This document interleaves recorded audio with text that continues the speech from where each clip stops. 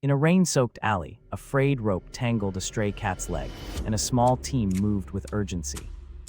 A nurse-like volunteer freed the limb, whispered comfort, and carried the frightened cat to a safe clinic.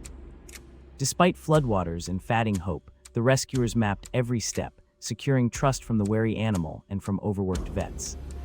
Slowly, the cat began to purr, the team's relief blooming into gratitude as an adopter family opened their home. The story ends with a healed paw, a forever home, and a community inspired to lend hands and hearts to creatures in need.